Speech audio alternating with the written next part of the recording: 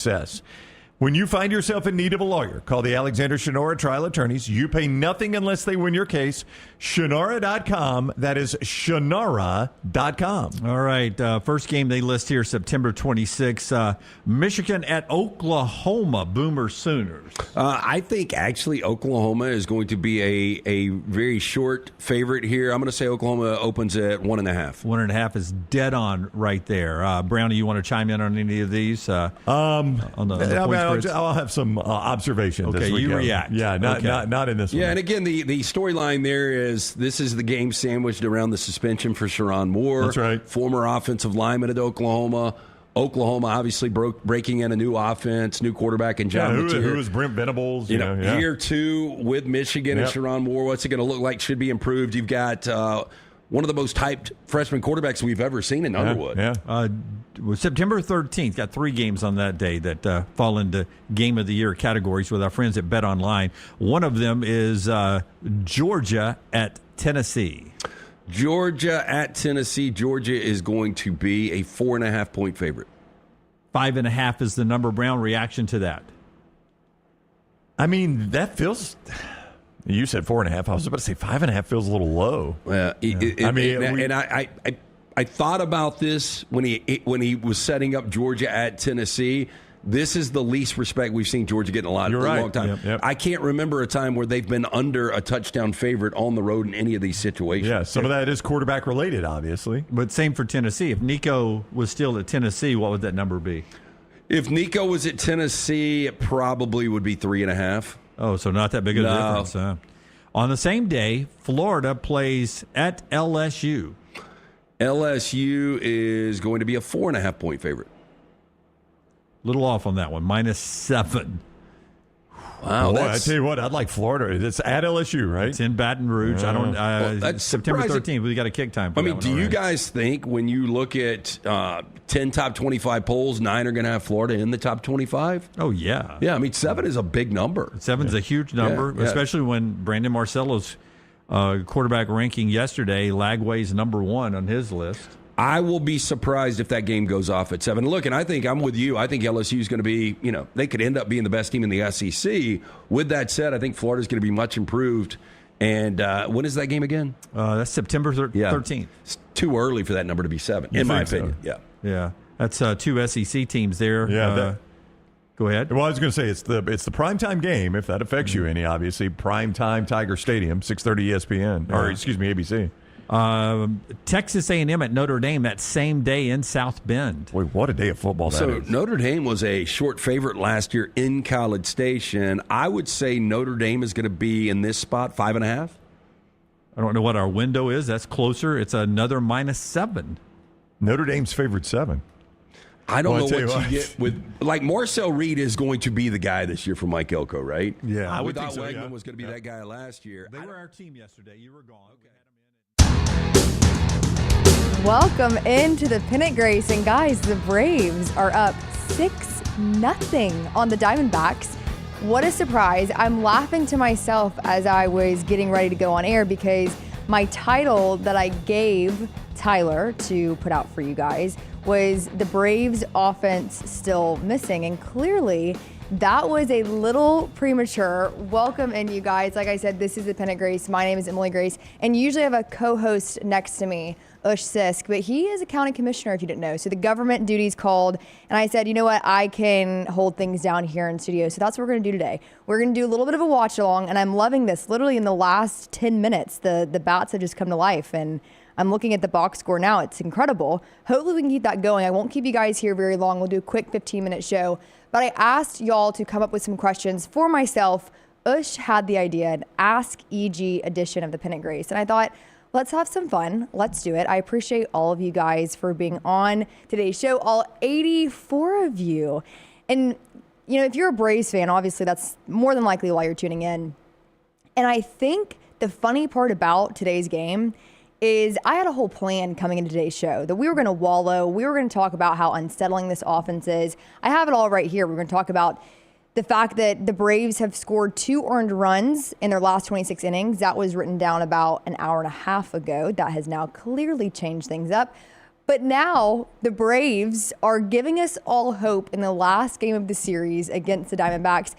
And I guess I'm pretty happy about it. And I think that's pretty par for the course, is that this is a team that, it's like every third day we have hope.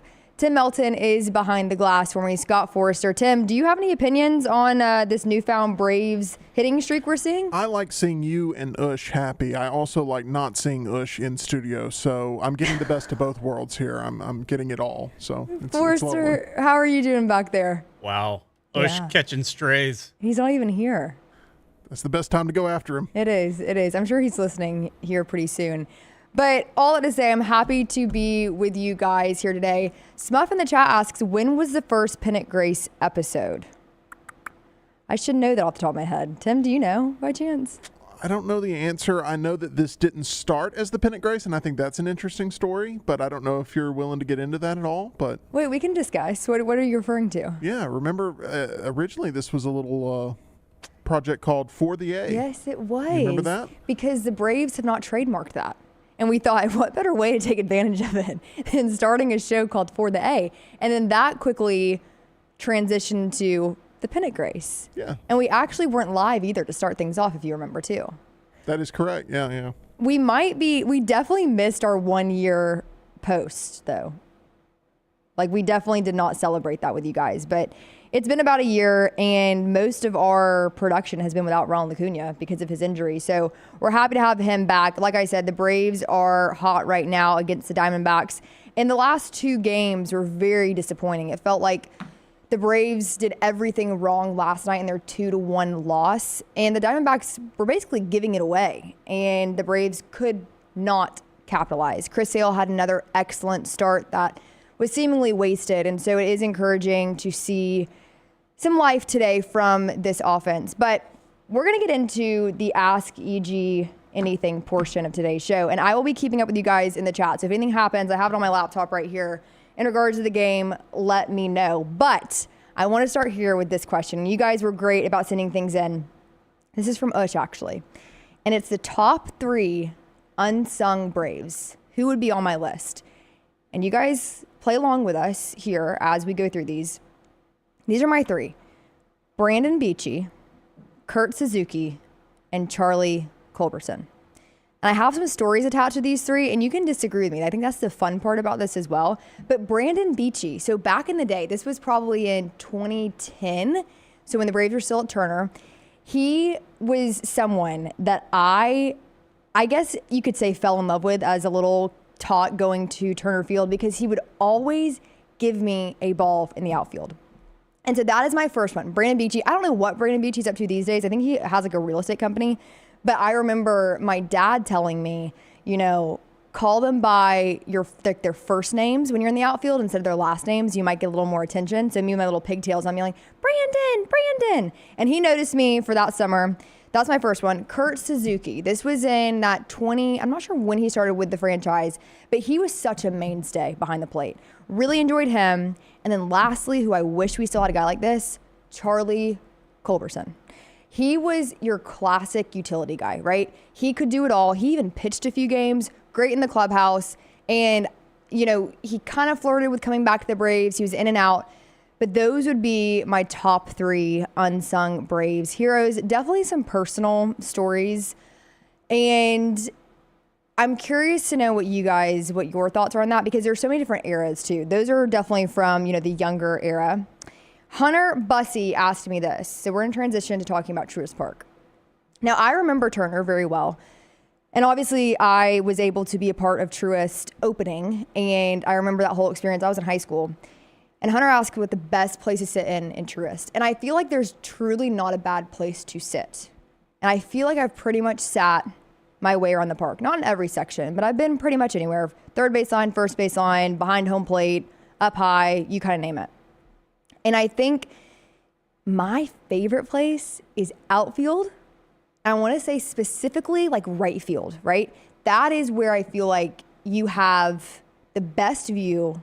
I love the accessibility that you have behind you in terms of there's a Chick-fil-A right there. There's a barbecue place. There's that new little area as well. The only downside is you can't really see the screen, which if you care about that, you may not like that seat. I also really love the first base line, but underneath that little overhang. So I don't like being like tucked underneath. Above the dugout is fabulous. And then the chop house. The chop house is awesome. If you have not had a chance to sit there, I definitely recommend it. And you can go below the chop. I've never done that, but I really want to. And from what I've heard, guys, it's really not that expensive. I'm seeing in the chat, though, that the Braves are, oh, okay, 6-3 Braves. So we're hoping things do not get too competitive there, but we'll keep you updated on that. But like I was saying, below the chop is incredible. So I've heard that it's not super expensive either, because you can get like a group of, I want to say like 35 people. So maybe that should be your summer plans. Next question we got is from Jackson. Favorite Braves memory. So I mentioned the Brandon Beachy catch, that whole thing. I love that. And then really like growing up, summer nights at Turner Field in Atlanta, I have such like vivid memories of like going home and listening post game 680 The Fan on the radio. But then as I got older, I would say Ronald Acuna's grand slam against the Dodgers in the 2018 NLDS or NLCS. That was awesome. That was incredible. And it was hit right above the quick read sign, and we were like a little to the left of that section.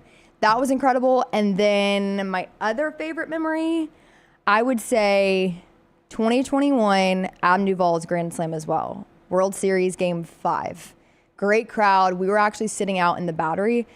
And guys, I think that's what I also love about Truist is that, you know, even if you're not in the game, the atmosphere surrounding it is so good. And we're obviously seeing a lot of, you know, now colleges even are starting to catch on to that model of having an entertainment district outside of the stadium. And Truist in the Battery, you really can't get better than that. And so we were there for Game 5 of the World Series. And it was such a cool atmosphere because everyone was tailgating and you had all the food, you had the band. I mean, it was incredible. Speaking of ballparks, so Southern Charm Sports asked, one ballpark for an away series, where would I travel to? You guys let me know what your thoughts are on this, because I feel like you could go to the more old school, you could go Fenway, you could go Wrigley, and while I do want to go there, I have not yet been. I really think for a series, because in my mind, I'm thinking, I want to make a trip out of it. I want to have a whole kind of activity plan, not just go to the games, but make it a part of an itinerary. I think I'd go Petco Park or PNC Park. I think that atmosphere would just be incredible. And I think I am a California lover. I do love going out to California for Petco Park. And I've always wanted to make that trip. And I think San Diego, I haven't been down there yet. I think that could be a pretty fun trip. Let me know if you have been. Scott Forster does say, don't recommend the south side of Chicago. Forster, I have to agree with you there. It's a little rough. Yeah. Rough around the edges. It's not the best, but when was the last time you were there? 22. Okay. Yeah. How many games did you attend? Just one in 22. One and done. Do you have plans to go back, Forrester? Not currently, no. If you had, I would love to, though. If you had to give advice for, I don't know, maybe the other Red or White Sox fan, just one. I don't know how many of you guys are out there. What would your recommendations be for them if they were to venture out to Chicago to see you guys? Keep your head on a swivel. Agreed. Is there like a great place to eat before the game or something, or do you have something you recommend that is Sox loyal? I mean, you know, Chicago, go deep dish. Yeah. Lou Malnati's, something like that. Okay. I haven't made my way to Chicago yet. Again, I think I would do Wrigley. I don't know if I would come see you guys, though, Forrester, even if I was there. I doubt you would. Most don't. Yeah. That was, Ben Joyce. That was his first outing. It was against the White Sox. So they had to make their way to the south side. But yeah, I would say Petco Park or PNC Park. Forrester, have you been to either of those places? What's been your favorite kind of park that you've been to? I haven't been to that many. I've been to Truist. Mm-hmm. I was impressed. Good. Nice place. That makes me happy. The White Sox lost like 9-0 that day. So that didn't help. This season it might be competitive, so we'll see. Sox still won that series, by the way. Yeah. Thanks, Forrester. You got it. Anyways, the Yankees. I went to the Yankees place. Okay, well, actually, speaking of that, the next question was if you weren't a Braves fan, who would be your team? Laura asked that. And I actually said the Yankees. I feel like they're iconic. They're very old school. I love the pinstripes. I love the New York feel to it. And so that's where I'd go. I don't really have a lot of, reasoning behind it because I can't imagine not being a Braves fan. It's kind of a weird question because your loyalties, lie a certain place. Forster, do you have one that you would be a fan of if you weren't a White Sox fan? I've got a team that I'm rooting for this year, but overall, I am not a Detroit Tigers fan, but I'm rooting for the Detroit Tigers this year. They got Casey Mize, Auburn guy. They got, in my opinion, the best pitcher in baseball, Tarek Skubal. Yes. Yeah. Okay. Go Tigers. Tim, what about you?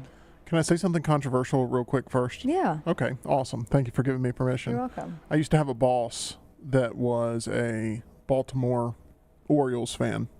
I don't mind the Orioles. And he said that if the Taliban ever put together a baseball team, that he would root for them over the Yankees. So I'm just letting you know that the Yankees are a hot or cold team with a lot of people, and then that's a very brave thing to come out and be like, it is. I'd be a front runner. It is. I feel like they're, you hate them because of their history. They're winners. So I am really looking forward to the Las Vegas A's. That's what I'm looking forward to at some point. I think we should be in charge of their branding because between the two of us, I'm just saying, if you're in Vegas, wouldn't that be a great time to go check out a awesome new facility and see some baseball? Would they have slots inside the park?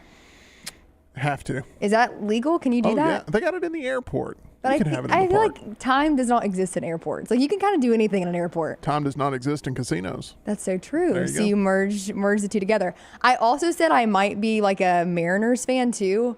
And that was because Taylor Trammell, he came out of Mount Perrin where I went to school. He was with the Mariners and he's great. So I don't know, something with the Yankees, it just feels iconic. And I know that's controversial, especially as a Braves fan, but the class, I loved the no beards thing, as you have a full beard, Tim. Apologies. And Forster, you have some scruff going as well.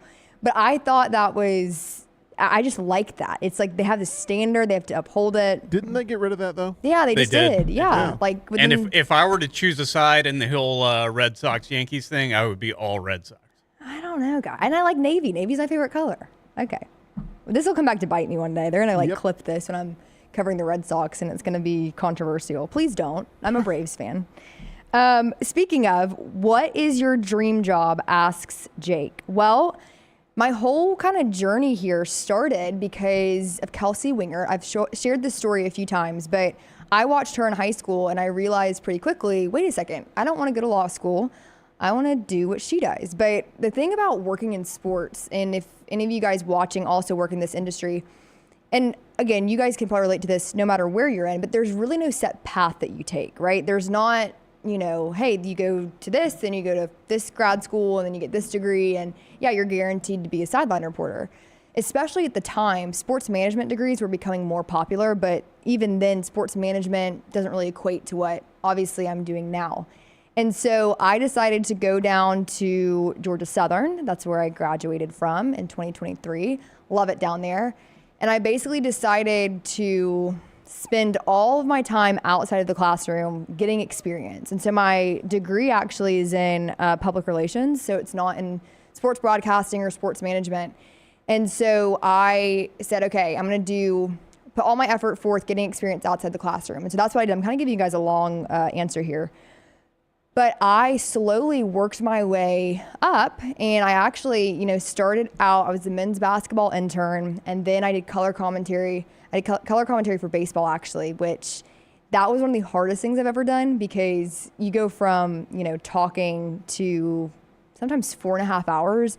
And when you transition to sideline afterwards, it's so much easier because you're like, oh, if I can color commentate a baseball game and I have to have a stack of notes about this thick because you never know in Sunbelt baseball or really anything when that random pitcher from Biloxi, Mississippi is going to come and make an appearance and you have to, give commentary and you have to give insight on it, break down the replays, all of that. It was hard, but very beneficial. So then my senior year and end of junior year, I finally was able to be a sideline reporter. And so I covered Georgia Southern all sports, ranging from rifle to football. So Clay Helton's first season, he just come from USC. And there was little me with the ESPN mic in my hand, working my tail off. And then I landed here with the next round. And so what started all, though, was, the goal and dream of being the Braves sideline reporter. And so while that still is a very prominent goal of mine, I also have extended outwards to the PGA Tour. I'd love to be a part of their main coverage. That seems so exciting. I am a big golf fan.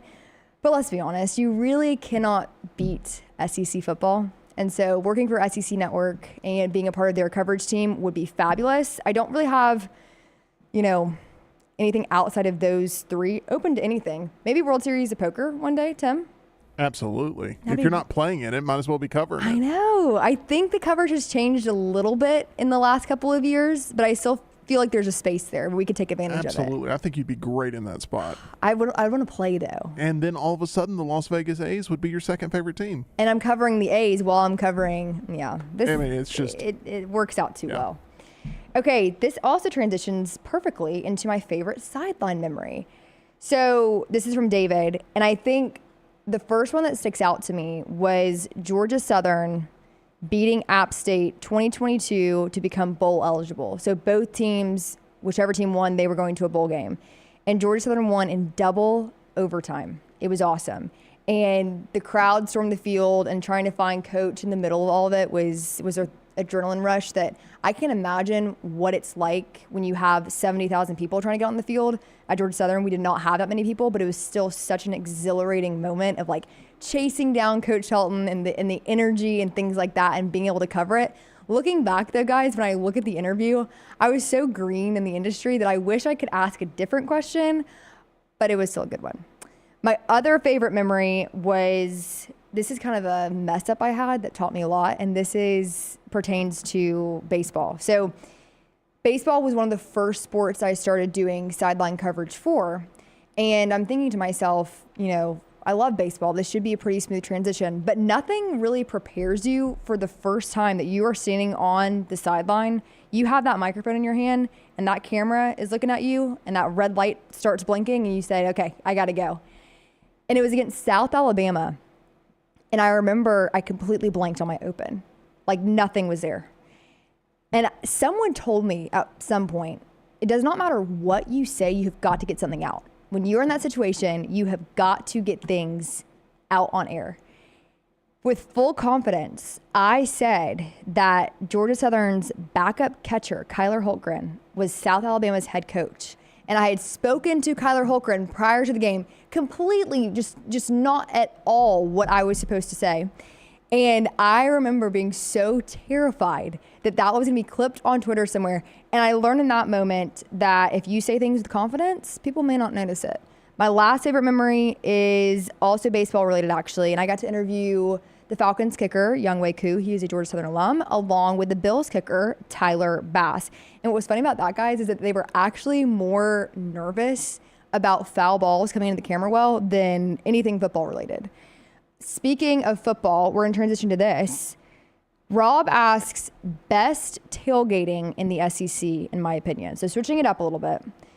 So I had to think about this because obviously you guys know that I cover Alabama and Auburn. And this is a secret I'm going to share with you guys. I haven't shared this very often, but 178, this is a secret between us. I grew up a Georgia fan. I know. And when I went to college, I joke, I have since been cleansed of the Georgia fandom, so I truly am unbiased when it comes to the SEC. But I grew up going to Georgia games, and I would say the tailgating at UGA is not the best because it's so spread out. That campus is just massive. But we had a sweet little tailgate there, so it doesn't really make the list. Auburn's setup is incredible. Forrester, I know you can speak to this as an Auburn fan. The tailgating scene at Auburn is top tier. Absolutely. Mm-hmm. That one, Auburn's is amazing. Ole Miss's is incredible. I haven't been to Ole Miss. I haven't seen the Grove. Oh, the Grove it's a scene. I want to go. I've not been there. But Auburn, I love how everything is so central and you're right outside of the stadium. Yep. And then Bama, I've not experienced yet, but I'm there almost every Saturday. But I've not experienced the tailgating scene there, so I can't speak on that. LSU, though, was by far the most welcoming. And I mean, I remember walking up the stadium, this was this past season, and like they are offering you everything from like jambalaya to crawfish to gumbo to Jello shots. That's because they're drunk, EG. Yeah. That's because but they were so wasted. nice. Well, yeah. They were so nice. And I wasn't in LSU gear either. They were blitzed as well. Yeah, and I mean it was early Put a little extra something in that jambalaya. LSU fans are very generous with their spread. Yeah. To strangers. I wasn't really. I mean, I'd heard about it, but then when I experienced it, I was like, guys, you guys are pretty awesome. Now, half of their entrees contain things that have eyeballs in them, but yeah, I didn't. You know, I didn't consume anything, but I mean, I just like the opportunity to like dine outside of Tiger Stadium was there, and I appreciated it. Sure. Yeah. Why are you laughing at me, Tim? I just don't. I don't personally see that as your setting, but I also am, being a little judgy because you are a Yankees fan.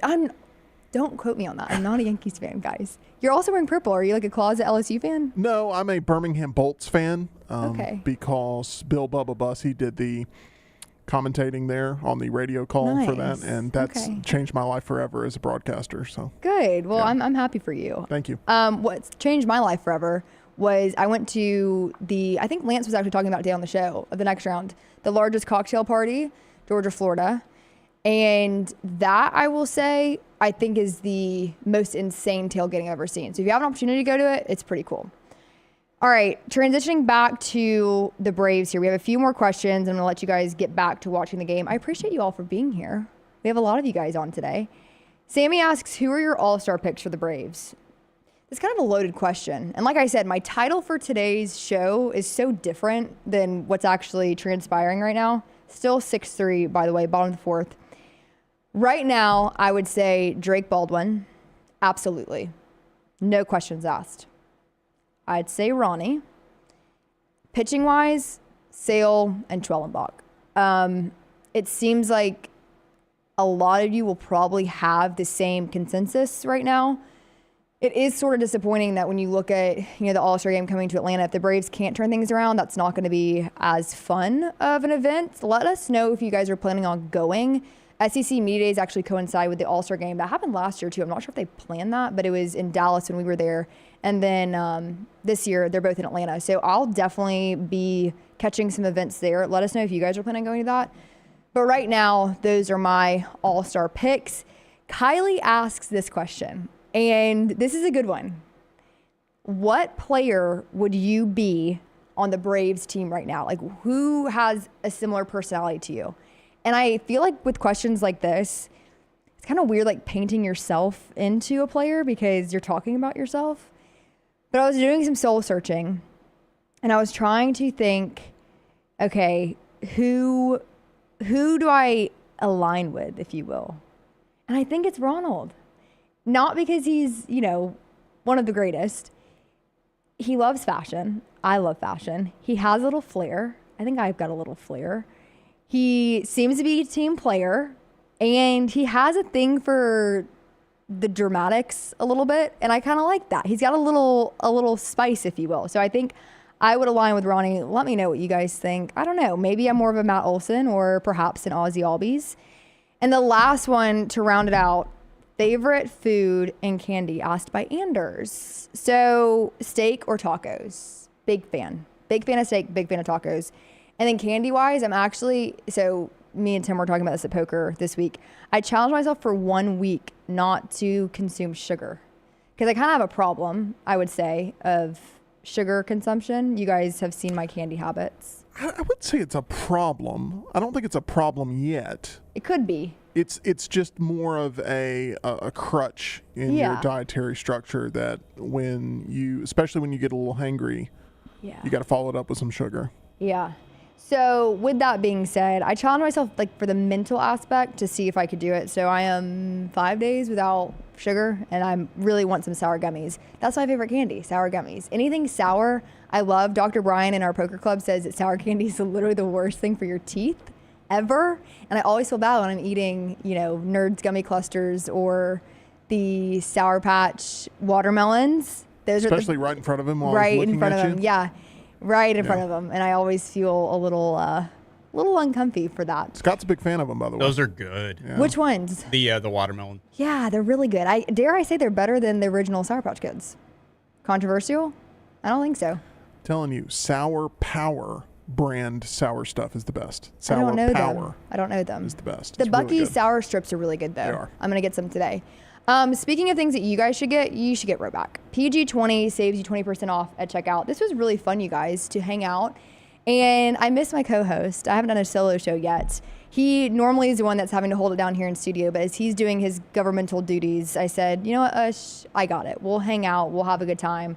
Still 6-3. We'll see what happens with the Braves. Like I said, this team is excellent at giving us a little hope when we think that everything is down and out. So you guys have a fabulous weekend. We will be back Tuesday at 12:15. Make sure you're following us across all social medias at the Pennant Grace. We have a lot of fun over there. Ush has been doing his post-game reactions, and they bring me a lot of joy. I'm sure they bring you guys a lot of joy as well. And he's been a little angry lately at the Braves, and so we're getting some better reactions there too. So like I said, at the Pennant Grace on Facebook, Twitter, X, Instagram, things of that nature. We'd love to have you there. And remember code PG20 at roback.com. It saves you 20% off, and we will see you Tuesday at 12:15.